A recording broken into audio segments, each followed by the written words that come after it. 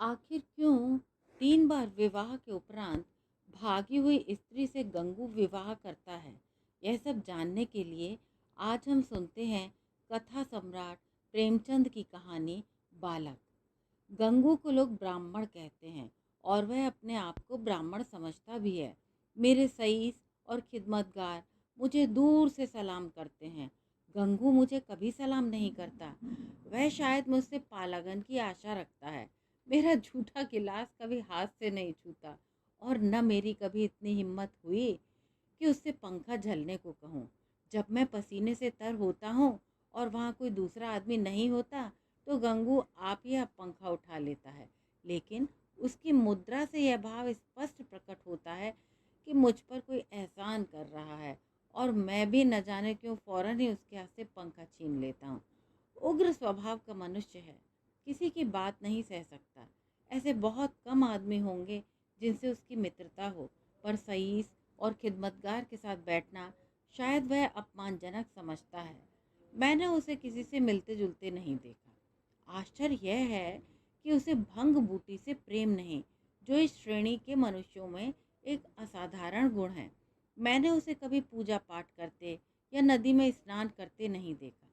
बिल्कुल निरक्षर है, लेकिन फिर भी वह ब्राह्मण है और चाहता है कि दुनिया उसकी प्रतिष्ठा तथा सेवा करे। और क्यों न चाहे, जब पुरखों की पैदा की हुई संपत्ति पर आज भी लोग अधिकार जमाए हुए हैं और उसी शान से मानो खुद पैदा किए हों, तो वह क्यों उस प्रतिष्ठा और सम्मान को त्याग दे जो उसके पुरखों ने संचित किया है। यह उसकी बपौती है। मेरा स्वभाव कुछ इस तरह का है कि मैं अपने नौकरों से बहुत कम बोलता हूँ। मैं चाहता हूँ जब तक मैं खुद न बुलाऊं कोई मेरे पास ना आए। मुझे यह अच्छा नहीं लगता कि जरा सी बातों के लिए नौकरों को आवाज़ देता फिरूं। मुझे अपने हाथ से सुराही से पानी उड़ेल लेना, अपना लैंप जला लेना, अपने जूते पहन लेना या अलमारी से कोई किताब निकाल लेना, इससे कहीं ज़्यादा सरल मालूम होता है कि हींगन और मैकू को पुकारूं। इससे मुझे अपनी स्वेच्छा और आत्मविश्वास का बोध होता है। नौकर भी मेरे स्वभाव से परिचित हो गए हैं और बिना ज़रूरत मेरे पास बहुत कम आते हैं। इसीलिए एक दिन जब प्रातःकाल गंगू मेरे सामने आकर खड़ा हो गया तो मुझे बहुत बुरा लगा। ये लोग जब आते हैं तो पेशगी हिसाब में कुछ मांगने के लिए या किसी दूसरे नौकर की शिकायत करने के लिए। मुझे ये दोनों ही बातें अत्यंत अप्रिय हैं। मैं पहली तारीख को हर एक का वेतन चुका देता हूँ और बीच में जब कोई कुछ मांगता है तो क्रोध आ जाता है। कौन 2-2 4-4 रुपए का हिसाब रखता फिर जब किसी को महीने भर की पूरी मजूरी मिल गई तो उसे क्या हक है कि उसे 15 दिन में खर्च कर दे और ऋण या पेशगी की शरण ले। और शिकायतों से तो मुझे घृणा है। मैं शिकायतों को दुर्बलता का प्रमाण समझता हूँ या ठकुर सुहाती की क्षुद्र चेष्टा। मैंने माथा सिकोड़कर कहा, क्या बात है, मैंने तो तुम्हें बुलाया नहीं। गंगू के तीखे अभिमानी मुख पर आज कुछ ऐसी नम्रता, कुछ ऐसी याचना, कुछ ऐसा संकोच था कि मैं चकित हो गया। ऐसा जान पड़ा वह कुछ जवाब देना चाहता है, मगर शब्द नहीं मिल रहे हैं। मैंने जरा नम्र होकर कहा, आखिर क्या बात है, कहते क्यों नहीं? तुम जानते हो यह मेरे टहलने का समय है, मुझे देर हो रही है। गंगू ने निराशा भरे स्वर में कहा, तो आप हवा खाने जाएं, मैं फिर आ जाऊंगा। यह अवस्था और भी चिंताजनक थी। इस जल्दी में तो वह एक क्षण में अपना वृत्तांत कह सुनाएगा। वह जानता है कि मुझे ज़्यादा अवकाश नहीं है। दूसरे अवसर पर तो दुष्ट घंटों रोएगा। मेरे कुछ लिखने पढ़ने को तो वह शायद कुछ काम समझता हो, लेकिन विचार को, जो मेरे लिए सबसे कठिन साधना है, वह मेरे विश्राम का समय समझता है। वह उसी वक्त आकर मेरे सिर पर सवार हो जाएगा। मैंने निर्दयता के साथ कहा, क्या कुछ पेशगी मांगने आए हो? मैं पेशगी नहीं देता। जी नहीं सरकार, मैंने तो कभी पेशगी नहीं मांगी। तो क्या किसी की शिकायत करना चाहते हो? मुझे शिकायतों से घृणा है। जी नहीं सरकार, मैंने तो कभी किसी की शिकायत नहीं की। गंगू ने अपना दिल मजबूत किया।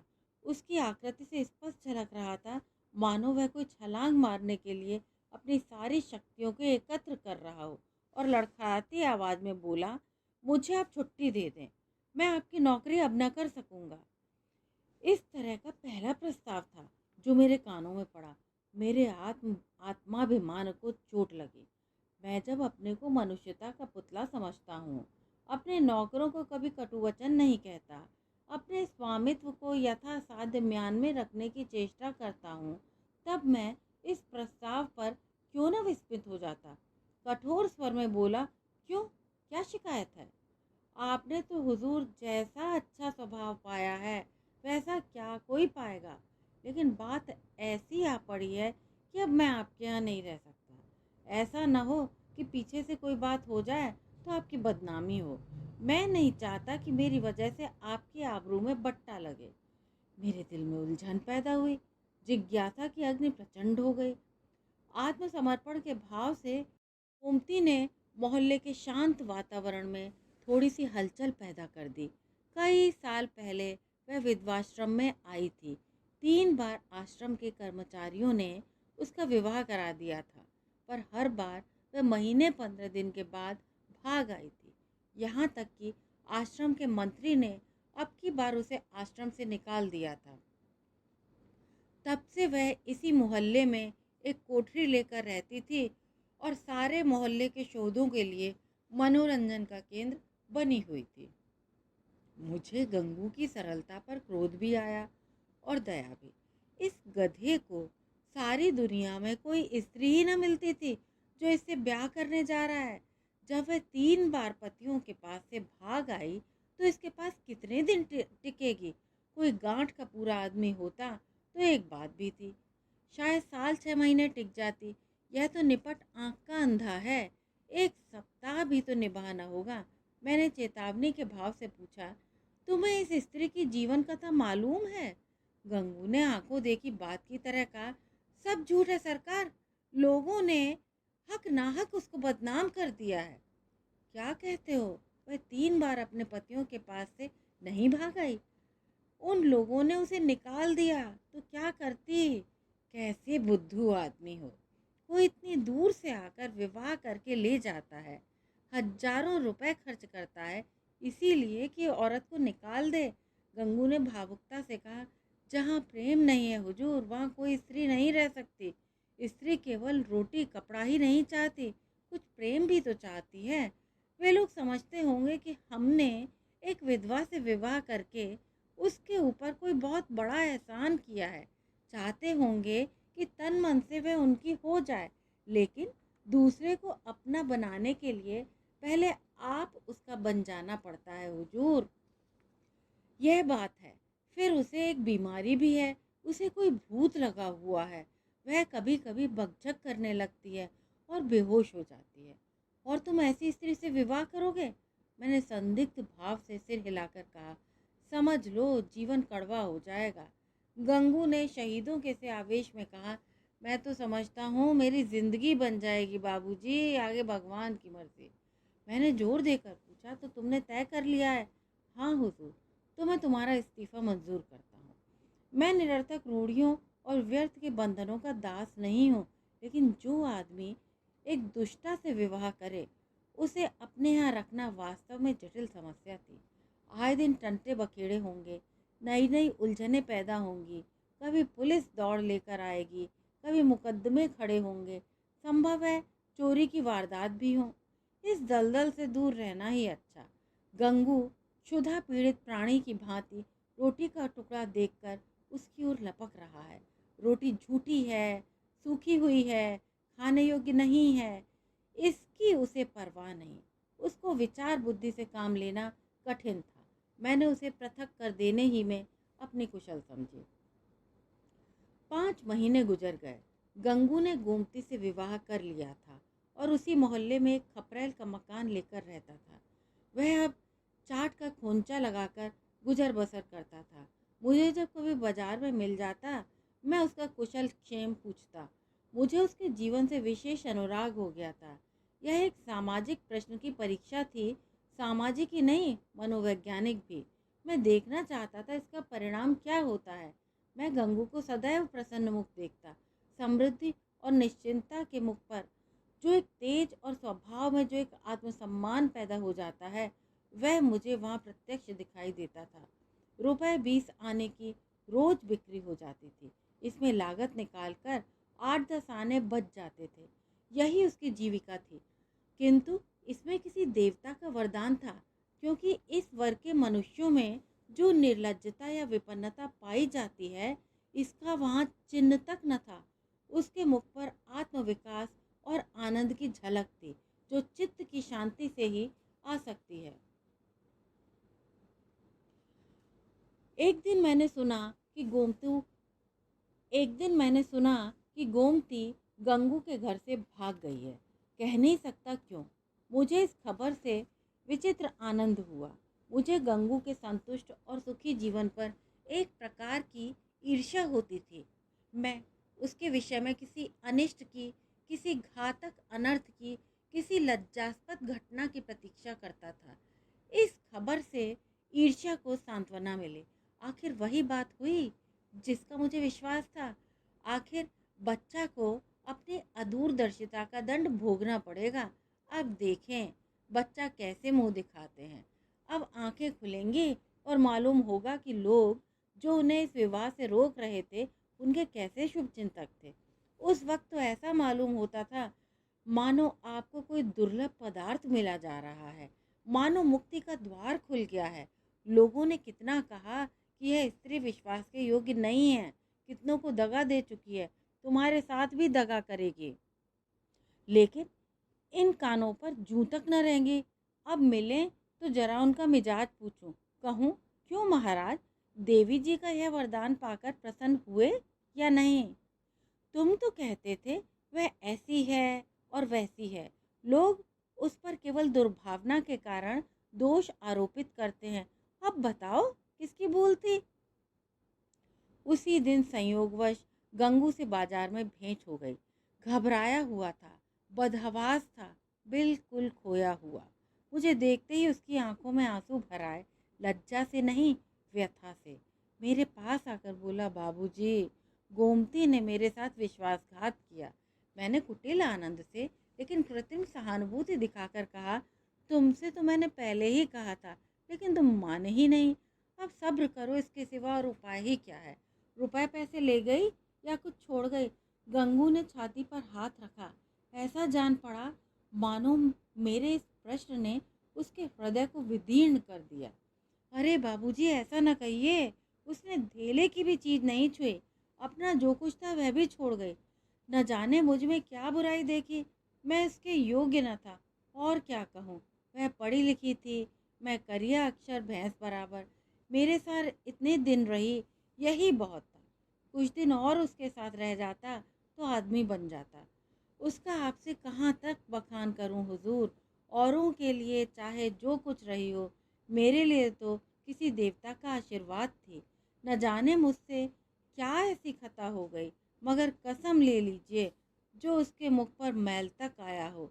मेरी औकात ही क्या है बाबूजी, 10-12 आने का मजूर हूँ, पर इसी में उसके हाथों इतनी बरकत थी कि कभी कमी नहीं पड़ी। 10-12 आने का मजूर हूँ, पर इसी में उसके हाथों में इतनी बरकत थी कि कभी कमी नहीं पड़ी। मुझे इन शब्दों से घोर निराशा हुई। मैंने समझा था वह उसकी बेवफाई की कथा कहेगा और मैं उसकी अंधभक्ति पर कुछ सहानुभूति प्रकट करूंगा, मगर उस मूर्ख की आंखें अब तक नहीं खुली। अब भी उसी का मंत्र पढ़ रहा है। अवश्य इसका चित्त कुछ अव्यवस्थित है। मैंने कुटिल प्रयास आरंभ किया, तो तुम्हारे घर से कुछ नहीं ले गई। कुछ भी नहीं बाबूजी, ढेले की भी चीज नहीं। और तुमसे प्रेम भी बहुत करती थी। अब आपसे क्या कहूँ बाबूजी, वह प्रेम तो मरते दम तक याद रहेगा। फिर भी तुम्हें छोड़कर चली गई। यही तो आश्चर्य है बाबूजी। त्रिया चरित्र का नाम कभी सुना है? अरे बाबूजी, ऐसा न कहिए। मेरी गर्दन पर कोई छुरी रख दे तो भी मैं उसका यश ही गाऊंगा। तो फिर ढूंढ निकालो। हाँ मालिक, जब तक उसे ढूंढ न लाऊंगा मुझे चैन न आएगा। मुझे इतना मालूम हो जाए कि वह कहाँ है, फिर तो मैं उसे ले ही आऊँगा। और बाबूजी, मेरा दिल कहता है कि वह आएगी ज़रूर। देख लीजिएगा, वह मुझसे रूठ कर नहीं गए, लेकिन दिल नहीं मानता। जाता हूँ, महीने 2 महीने जंगल, पहाड़ की धूल छानूँगा, जीता रहा तो फिर आपके दर्शन करूँगा। यह कहकर वह उन्माद की दशा में एक तरफ चल दिया। इसके बाद मुझे एक ज़रूरत से नैनीताल जाना पड़ा। सैर करने के लिए नहीं, 1 महीने के बाद लौटा और अभी कपड़े भी नहीं उतारने पाया था कि देखता हूँ गंगू एक नवजात शिशु को गोद में लिए खड़ा है। शायद कृष्ण को पाकर नंद भी इतने पुलकित न हुए होंगे। मालूम होता था उसके रोम रोम से आनंद फूट पड़ता है। चेहरे और आंखों से कृतज्ञता और श्रद्धा के राग से निकल रहे थे। कुछ वही भाव था जो किसी क्षुधा पीड़ित भिक्षुक के चेहरे पर भरपेट भोजन करने के बाद नजर आता है। मैंने पूछा, कहो महाराज, गोमती देवी का कुछ पता लगा? तुम तो बाहर गए थे। गंगू ने आपे में न समाते हुए जवाब दिया, हाँ बाबूजी, आपके आशीर्वाद से ढूंढ लाया। लखनऊ के जनाने अस्पताल में मिली। यहाँ एक सहेली से कह गई थी, अगर वह बहुत घबराए तो बतला देना। मैं सुनते ही लखनऊ भागा और उसे घसीट लाया और घाते में यह बच्चा भी मिल गया। उसने बच्चे को उठाकर मेरी तरफ बढ़ाया, मानो कोई खिलाड़ी तमगा पाकर दिखा रहा हो। मैंने उपहास के भाव से पूछा, अच्छा, ये लड़का भी मिल गया? शायद इसीलिए वह यहाँ से भागी थी। हैं? तो तुम्हारा ही लड़का है? मेरा काहे को है बाबूजी, आपका है, भगवान का है। तो लखनऊ में पैदा हुआ? हाँ बाबूजी, अभी तो कुल 1 ही महीने का है। तुम्हारे ब्याह को कितने दिन हुए? ये 7वां महीना जा रहा है। तो शादी के 6ठे महीने पैदा हुआ। और क्या बाबूजी, फिर भी तुम्हारा लड़का है? हाँ जी। कैसी बेसिर पैर की बातें कर रहे हो? मालूम नहीं वह मेरा आशय समझ रहा था या बन रहा था। उसी निष्कपट भाव से बोला, मरते मरते बची बाबूजी, नया जन्म हुआ। 3 दिन 3 रात छटपटाती रही, कुछ न पूछिए। मैंने अब जरा व्यंग भाव से कहा, लेकिन 6 महीने में लड़का होते आज ही सुना है। यह चोट निशाने पर जा बैठी।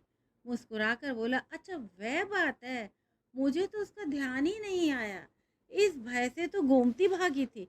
मैंने कहा, गोमती, अगर तुम्हारा मन मुझसे नहीं मिलता तो तुम मुझे छोड़ दो, मैं अभी चला जाऊंगा और फिर कभी तुम्हारे पास ना आऊंगा। तुमको जब कुछ काम पड़े तो मुझे लिखना, मैं भरसक तुम्हारी मदद करूंगा। मुझे तुमसे कुछ मलाल नहीं है। मेरी आंखों में तुम अब भी उतनी ही भली हो। अब भी मैं तुम्हें उतना ही चाहता हूँ। नहीं, अब मैं तुम्हें और ज़्यादा चाहता हूँ। लेकिन अगर तुम्हारा मन मुझसे फिर नहीं गया है तो मेरे साथ चलो। गंगू जीते जी तुमसे बेवफाई नहीं करेगा। मैंने तुमसे इसलिए विवाह नहीं किया कि तुम देवी हो, बल्कि इसलिए कि मैं तुम्हें चाहता था और सोचता था कि तुम भी मुझे चाहती हो। यह बच्चा मेरा बच्चा है, मेरा अपना बच्चा है। मैंने एक बोया हुआ खेत लिया तो क्या उसकी फसल को इसलिए छोड़ दूंगा कि उसे किसी दूसरे ने बोया था? यह कहकर उसने जोर से ठट्ठा मारा। मैं कपड़े उतारना भूल गया। कह नहीं सकता क्यों मेरी आंखें सजल हो गईं। न जाने वह कौन सी शक्ति थी जिसने मेरी मनोगत घृणा को दबाकर मेरे हाथों को बढ़ा दिया। मैंने उस निष्कलंक बालक को गोद में ले लिया और इतने प्यार से उसका चुंबन किया कि शायद अपने बच्चों का भी न लिया हो। गंगू बोला, बाबूजी आप बड़े सज्जन हैं। मैं गोमती से बार बार आपका बखान किया करता हूँ, कहता हूँ चल एक बार उनके दर्शन करा, लेकिन मारे लाज के आती ही नहीं। मैं और सज्जन? अपनी सज्जनता का पर्दा आज मेरी आंखों से हटा। मैंने भक्ति से डूबे हुए स्वर में कहा, नहीं जी, मेरे जैसे कलुषित मनुष्य के पास वह क्या आएगी। चलो मैं उनके दर्शन करने चलता हूँ। तुम मुझे सज्जन समझते हो? मैं ऊपर से सज्जन हूँ पर दिल का कमीना हूँ। असली सज्जनता तुम में है और यह बालक वह फूल है जिससे तुम्हारी सज्जनता की महक निकल रही है। मैं बच्चे को छाती से लगाए हुए गंगू के साथ चला।